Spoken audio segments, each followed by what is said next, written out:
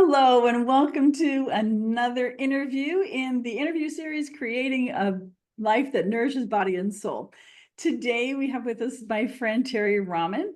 Terri is a certified integrative nutrition health coach and owner of Terri Total Health, dedicated to empowering high-achieving professionals to take control of their health by focusing on their gut-brain health so that they can lead fulfilling lives free from chronic disease and maximize their vitality while aging youthfully.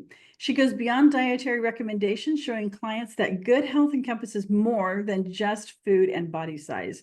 Terri inspires her clients to live a life to the fullest and embrace a future of vibrant health and well-being. I'm excited to have Terri with us here because we'll be talking about gut health, which will, I'm sure, morph into other things as well because it's so related to so many things. Gut health is kind of a buzzword lately that you may have heard about, but you may not be sure exactly what the big deal is. You're going to learn a little bit more about that today, and most importantly, know how to access Terri if you want to learn more about it. So Terri's personal journey focused on improving her own health. She successfully reversed an underactive thyroid, reduced food sensitivities, eliminated chronic anxiety, and restored her energy levels all through nutrition and lifestyle changes without relying on medication. That's something to be said in this day and age. So Terri, know a bit about your story, but share with our viewers, how did your mother's struggle with depression and over-medication shape your journey into social work? Terri was a social worker for many years, and then into holistic health coaching and fuel your passion for helping others heal naturally. Thank you for that question, Tracy, and thanks for having me here. When I was a youngster and I had a mom who she suffered so much with depression, and because she was taking a lot of medication at the time. And I put it together really quickly early on that I did not want to take medication because when she was 38, she passed away from being overly medicated for depression. And it left such a mark on me. And not only did she have depression, but she ended up getting cancer, which took another toll on her. And she went through a divorce and all that too. And because I was seeing all this, I became the helper in the family. Okay. Mm-hmm. And my brother, he had like ADHD kind of stuff, and I always wanted to help him. And then I'm like, you know what? Maybe I should become, um, a helper of some type. So I decided to go off to college and become a social worker. And I loved helping people. And my mother was instrumental in kind of shaping me in that way because she was so always appreciative of everything that I did for her. And so that was kind of like the grounding that I had was, and everybody in where I lived, we all lived in a very rural community. And during my mother's struggles, we had so many beautiful neighbors who would come over and they would just help my mom with so many different things. And I saw the value of that community. I saw the value of helping people. And I'm like, this is what I want to do. But after nearly 3 decades of social work, I found myself in an extremely high stress job, okay, where I was working with people who were severely handicapped in ways of not just physical, cognitive ways, elderly. They were a lot of diabetics, pre-diabetics, and I found myself getting sick in that environment.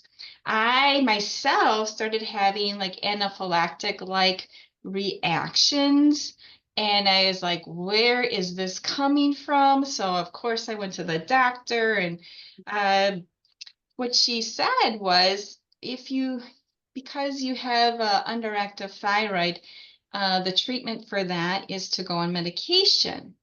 And when you go on medication, you will be on that most likely the rest of your life. And I was like, A ding, big ding, ding, trigger, ding, ding, ding, big ding. trigger. Yeah, I'm like, that's how my mom died? No, I don't think so. Let me see if I can figure something else out here. Right. So that's why I say it had a tremendous impact, because as I was sitting in the doctor's office and she was telling me that, I'm like, this is not for me. I was always one not to take medication, even for a headache. I would not. And I'm like, okay, thank you for that information. I will do a little research and get back to you if I want to do that. Then she referred me to an allergist, and the allergist couldn't find anything that I was allergic to. And that was very, very disappointing, because I was like, well, I know something's going on with me. So I began doing more and more research into what could be causing these reactions. And what I discovered was that I had to hook myself up with a alternative medicine provider and have a food sensitivity test done. And in that, How is it different from an allergy test? very different. The allergy tests, they go in and they kind of say, you know, maybe tell us a little bit about what you think you're allergic to, and then they pick your arm, and they pick it so many different times for all the different foods. But a food sensitivity test, they draw blood. Okay, they draw blood and then they analyze that. And I think they may have drawn some blood at the allergist too. I don't remember everything when Mhm. they did that. But the food sensitivity test, they just draw like a couple of vials of blood. Mhm. And then they send that to the lab and have that analyzed to see what foods you're actually having an immune response to. Okay. So Okay. your allergy test came back nothing wrong, and then you had the food sensitivity test, and they found what? 28 food sensitivities, Oh, wow. 28. Yeah. So that told me, when I learned that, I'm like, oh my gosh, I have a leaky gut. Did not have a clue that the allergic reactions were the symptom of a leak. Mhm. Okay. So, So okay, leaky gut is another term that people may have heard, but not yeah. understand. What does that even mean, really? Yeah. What is a leaky So gut? So what is leaky gut? The medical term actually is intestinal permeability. So what happens is when food enters your gut, and there is this one cell layer thick of in your gut system between your gut and your blood. And what happens is the food particles actually enter into the bloodstream, because the tight junctions are kind of like apart. They come like apart in there, and those are like, if you can think of your gut lining as like a fishnet, and then it gets like really stretched out and the holes get bigger, and then food particles actually enter the bloodstream, and they shouldn't be there. So then this is how autoimmune diseases come into effect, because now the immune system was like, oh, attack, attack, attack, and now you're attacking your own body. Okay. And so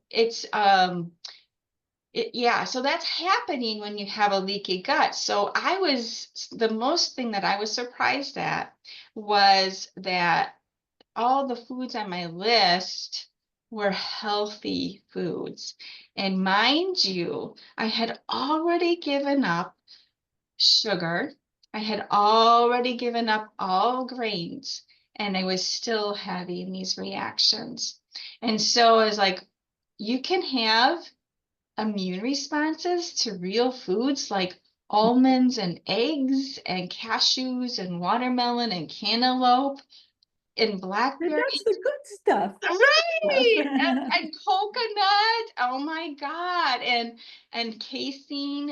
And then just the list went on, and I was like, wow, this is really fascinating. So since I was used to giving up all those kinds of foods, the sugar and the grains, I'm like, okay, very next day, eliminate all 28 of those foods. So I stopped eating those. But I did not change my calorie intake whatsoever. I just found other foods to, substitute for that. And Mhm. would you know, in 1 month only, I lost 12 pounds, Hmm. which was amazing, because number one, I wasn't trying to lose weight.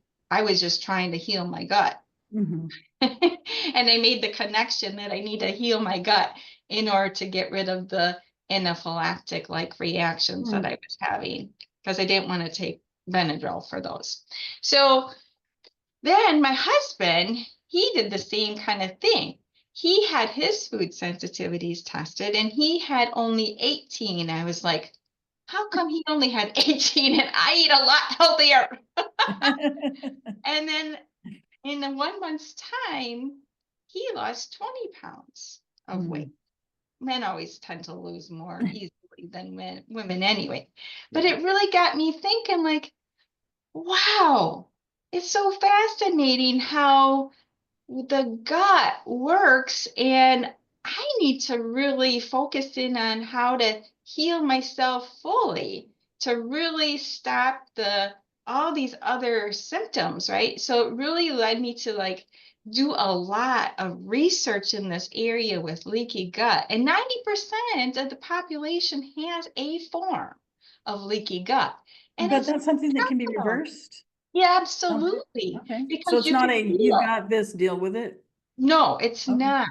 But it depends on the type of food you're eating. And a lot of times, stress, I didn't put it together. Mm.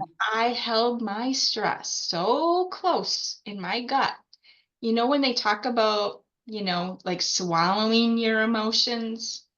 Yeah, I was in a job where I did that a lot because as I was doing my job and I was learning all this time about how diseases start in the gut and exacerbate and turn into things like arthritis and dementia and Alzheimer's and cancer and they ruin your arteries and all that.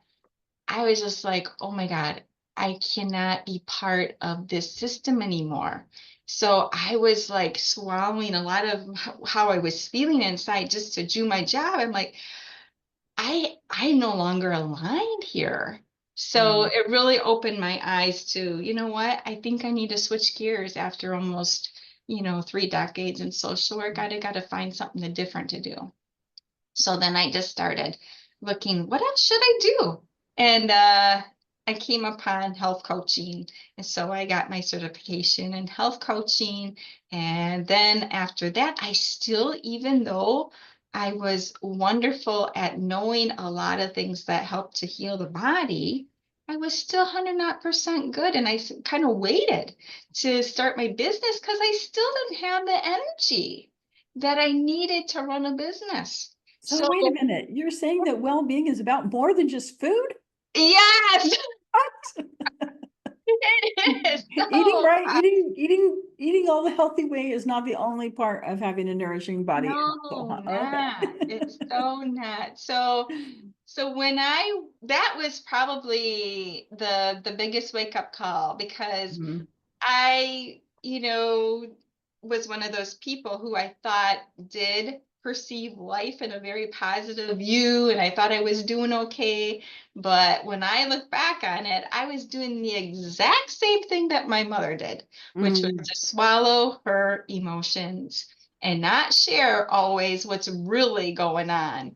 Well, and I And think that's something that a lot of women are taught, especially because we're culturally very often when we're taught to be nice, we are, we are and taught to be very, I'm not against being nice. me neither. I love kindness. But yeah, when Yeah, it when we're yeah, not being authentic and we're not allowing ourselves our true emotions because we're saying, well, I shouldn't feel that way. yeah. There's more than just a mental and emotional repercussion there. There's a physical repercussion as well. Yeah, yeah. And see, the people that I was working with were, taking medications. And I knew when you're on so many medications, that destroys your gut lining Mm. and exacerbates every problem. So once you start taking medications for long term, you're going to have trouble because the body cannot tolerate it. It's just like too strong. Mhm. So So, Terry, if we have people listening who are on medications, yeah. what are some strategies that they might do? Because obviously it's not wise to just go, okay, well, I'm not going to take that anymore, Yeah, no, So no, no, what no, is no. what kind of strategies might they look at to get to maybe the point where you are, where you're not having to take any medication? Right. So really, find out, okay, why are you taking that medication? Understand that. Okay. So if you're taking medication for a thyroid issue, then what I would do is what I did is read everything about how to reverse an underactive or overactive thyroid naturally. And if you need help, reach out to people who've done it and know how to do it. And one of the things that I did is I mentioned I hooked up myself with an alternative medicine provider, and that helped me. I mean, that is an expensive way to do it, but you can learn from them. A lot of them have like podcasts and things and websites, and start there and just open your mind to the possibility that you can actually get off medication. Okay, so don't stop cold turkey. I wouldn't recommend that because I don't know what that's going to do to you, and Mhm. a doctor would. But you could have a conversation with your doctor and say, hey, you know what? I'm really not comfortable taking medication for the rest of my life if I can avoid it. But most doctors, conventional medicine doctors, That's how they're don't trained that way. know. Yeah, Yeah, they're don't trained know. they're trained Right. prescription. Yeah. Right, right. So you have to maybe have that conversation with them and then find somebody that you can trust to go to, that specializes in either alternative medicine, functional medicines, or integrative medicine, because they will be more willing to share how to reverse the condition that you have and help you then to get your body back into balance, because Mhm. my body was just out of balance. That's why I had the thyroid issue. Once I put my body in balance, I didn't have that issue anymore. Mhm. And a lot of it was because I ended up stopping social work and decided, nope, I'm doing full work on myself, getting myself healthy as while I learn about health coaching to see if that's an area that I want to go Mhm. into. And Something too thankfully I that did, because Mhm. it kind of saved my life. Because yeah, because I have a daughter too, and I didn't want to leave her, Mhm. as going down this path of taking medication, getting worse and worse. And Yeah. so anyway, it saved my whole life. And two, it's important to note that there are also health insurance companies now that are starting. Before, if you wanted to see a functional medicine doctor, you were on your own financially. You had to do that. But there are health insurance companies now that do have functional medicine doctors in their network. So it's worth exploring within your insurance if you have health insurance explore that within your health insurance and see what's available there. Because even if they don't have a functional medicine doctor, they may have a health coach that you can see. So it's worth checking out with your insurance as well first. And then if you have to outside your insurance. Absolutely. Absolutely. I'm glad you brought that up. And if your insurance doesn't cover it, a lot of times the health savings account Oh, will. mhm, Yeah, that's the route I had to go because this was a while ago and my insurance didn't cover. But my insurance did cover certain things that I could get at my conventional medicine doctor, like certain lab work. mhm. And they said, yeah, go get that covered and then we'll take the results and we'll work with you that way. So they were willing to help you save money at the same time. So that's what I really appreciated. So what are two or three actionable steps that somebody might be able to take to find this better balance that you're talking about? And do you have a personal mantra or idea that you keep that helps keep you on track in this area? Oh yeah, that's great. No, um, a couple of things that I would number one do is stop eating any ultra processed foods. Okay, Okay, and define ultra processed because sure, there are processed foods and yep, then there are ultra processed. So maybe give us a right. definition of the difference between those two. Sure. So an ultra processed food would be something like a potato chip or a Dorito. It's got a bunch of ingredients on the label that you just cannot oftentimes know or pronounce. Okay, so if it comes in a package of any kind, You want to look at the label and see if there's any ingredient that you don't understand, it's an ultra processed food. Okay. So there are things like carrageenan. Well, you don't go to your cupboard, your pantry cupboard and get, oh, I need some more carrageenan in here. No, it's a preservative. So you're not going to add that. So that would be an example. Your cookies, your cakes, your pastries, oftentimes anything that comes in a package, cereal, ultra processed food, something that's processed, that you um, is better for you, like would be like, when you go and buy chicken, okay, it's a processed food, right? It's processed. It It's doesn't look good like a for chicken with you. feathers. Yeah, That's exactly. right. Put the feathers on it. And another example of this would be like real maple syrup. So real maple syrup is a processed food, but it's not an ultra processed food. It doesn't have all kinds of chemicals. So when you're thinking of processed foods, you're wanting to think of something that has either just one or two ingredients in it. When I buy peanut butter, for example, it's processed, right? But my peanut butter just has two ingredients. It has peanuts and it has sea salt. That's it. There's no bad oils in there, no toxic oils in there. So that's what I would say. You're focusing in on just real food, like your fruits, your vegetables, your meats, your nuts, your seeds, your eggs. Uh, those are your real foods. Mhm. Okay. And if And you want to I've include been, grains, you can include grains. I can't do grains. Many of us can't do grains well.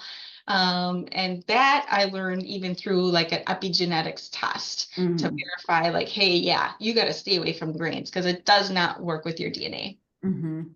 So Yeah. going back to the food label, some of those words are like they're in a scientific terminology, but it's foods that we would know. So it's a good idea if we're not recognizing the foods on the label to look them up because Yes. it may say anything ending in OSE.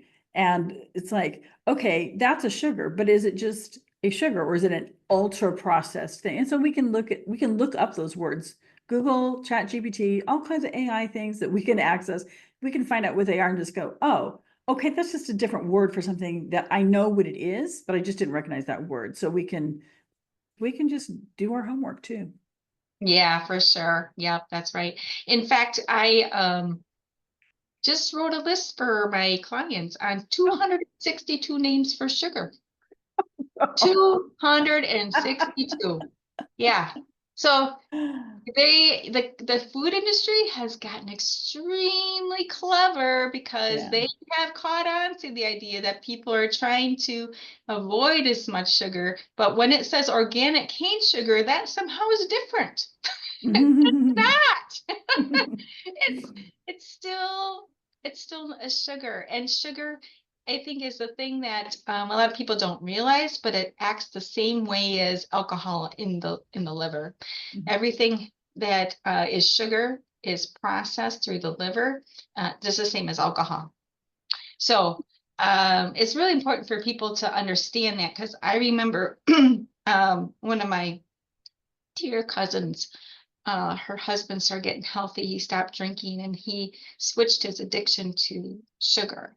Mm, And he ended up dying from liver cancer. mm, Yeah. So it's a real thing. I mean, it's affecting people. And people, the thing is with sugar and refined carbs, they don't have any idea really how much we're overly consuming. yeah. People are supposed to follow, like the World Health Organization says, no more than 9 teaspoons of sugar per day if you're a man, no more than 6 if you're a woman, and no more than 4 if you're a child. But we are consuming 22 to 27 teaspoons of sugar per day through our refined carbs and sugars. So we're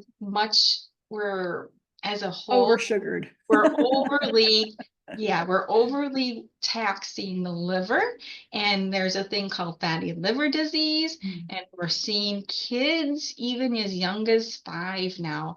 If your viewers are interested, Dr. Robert Lustig has a whole wonderful talk on, it's called Sugar, the Bitter Truth. And if you listen to his talk, that sure inspired me to stop eating refined sugars and carbs. So that's number one, is to just go back to the simple, the basics, the real whole foods, and finding ways to make those foods taste delicious. And there are so many ways now. The second thing I would do is start your morning off with a really good hydration routine. Like that's the first thing. After you get out of bed and brush your teeth and use the restroom, start hydrating, because that gives you energy for the rest of the day. So instead of going for that morning coffee, go for 24 ounces of real water. And I like to use warm water with a little bit of lemon, because I am not one of those love water drinkers. I never have been. So I add a squeeze of half a lemon to my water, and I add, excuse me, I add a little bit of sea salt, Celtic sea salt, and then I add a little bit of mineral drops, trace mineral drops. And that is very hydrating, and it's getting that electrolytes actually into the cells of the body. That's what that does for you.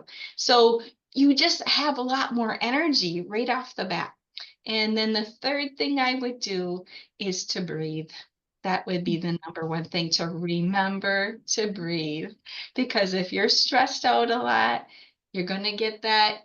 You probably notice you get tense gut a lot of times, right? And so go back to just remembering to do the deep belly breathing. Like if you watch a baby sleeping, you see their belly go up and down. That's how we're supposed to be breathing. But we're not. We forget to breathe, especially where, Breathe up here. yes, we breathe here to up. We don't go and put the air to make sure that our belly actually extends out. And a great way for people when they have, like, maybe they're having a panic attack or something, you cannot have one if you do deep belly breaths. You can stop it, which is really a good thing for people just to be aware of, right? So yeah, those would be 3 things that I would encourage people to do. It's very simple things. And Yeah, I talk a lot about breathing, and so often, because like it is easy to do. It is free. It's like there's nothing holding us back from this. And the research on what really good breath work can do is just through the roof. It affects so many things. So yeah, I talk about that a lot too. I appreciate that comment, especially.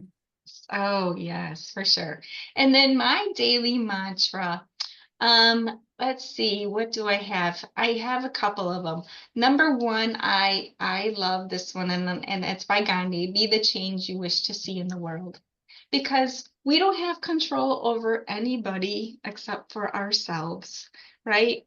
So you be the change, you lead by example, and tell people like what you're doing, why you're doing different things. Because you could, who knows, you could be the inspiration for somebody else when you're doing that. So be the change you wish to see in the world. And the other thing that I would say is don't take life too seriously. Yeah, that'll get Because, you. right? It's because we need to be joy. We need to have joy in our life. Once we stop feeling joy in our life, we're going to have problems. So Terri, if people want to find you and learn more about what you do and what you teach and how you coach and all of that, where can they get a hold of you? Sure, they can go to my website at territotalhealth.com. They can find me on Facebook at Terri Rahman. I also have a YouTube channel, Terri Rahman, that they can access, and Instagram. So those, and LinkedIn. I'm also on LinkedIn. So just put in my name, Terri Rahman, and that'll get you there. Okay, cool. And you had a couple of offers for anyone who registered. You had an offer for them. What are they getting from you? They will get a 1 hour self-care call with me. So they can talk to me about whatever area of health that they're struggling in for 1 hour, and I will give them at least 3 recommendations to get them on their way. And that was part of the VIP package, right? The 1 hour Yeah. self-care? Okay, that's Yep. part of the VIP package. For those of you who've purchased that, and it's not too late. If you want to upgrade to VIP, you can do that at any point in time. And you'll be able to you'll get an email that has all of Terri's information listed where you can get a hold of her. So don't worry about if you missed what she was saying, how to get a hold of her. You'll have that. And then for anyone, whether you're VIP or not, you had an offer for them as well, right, Terri? Yes, I did. Okay. Yep, they can go to my website and down my sugar-free cleanse. Oh, okay. Yep, and they can start to get rid of the refined sugars out of their diet. Okay. That would So be everyone has access to everybody. that. And that website was Terri Total Health, Right. right? Okay. And so thank you so much for all the information, for your light and your energy and all the research that you've done and your willingness to share that. And so in the spirit of creating a life that is truly nourishing body and soul, what are your top 1, 2, or 3 things that you think are really part of having that kind of a life? Mm. Okay, so that's exactly what I do is I help people with self-love. Okay. Self-love is so critical to nourishing yourself. You have to learn to love yourself first before you can really love other people as deeply. Because if you don't, you're going to run into a lot of negativity. Okay, so focusing on loving yourself, and that way you can really love other people and nourish yourself so you can nourish other people. As when we nourish ourselves and we feel good about ourselves and we show up in the world as our best self, then that nourishes other people and it comes to you 10 times more. Okay, so that would be the one thing, focus on self-care, self-love. The other thing I would say that is really nourishing is find the joys. If you have trouble finding the joys in your life, figure that out. What did you used to do as a child that you absolutely love to do? And start doing those things. If it's horseback riding or if it's journaling, I used to be an avid letter writer, and I still, when I have a family member who has a birthday, I'll write them a letter to tell them how special they are to me. So just doing something that brings you joy, if it's calling a friend, or dancing. I love improv classes. So I do that for my joy because it gets me laughing at the same time. Okay. So that's what I would say. And then, you know, give to people. Give your time, give your attention. Sometimes we get into our busy world, we say, oh, I don't want to bother so and so. Bother them, because you know what? It's not a bother, because what you're doing is when you're giving someone your attention and your time, then they feel needed and they love it too. We're wired, most of us are wired for social connection. Right. So that is the thing. Don't think of calling somebody as being a bother. My mother used to always say to me, now you can go over to so-and-so's house, but don't be a pest. Such good advice, right? In some ways. So I've had to learn to no, yeah, call the person. If they're on your mind, they will love hearing from you. Yeah. It doesn't have to be very long.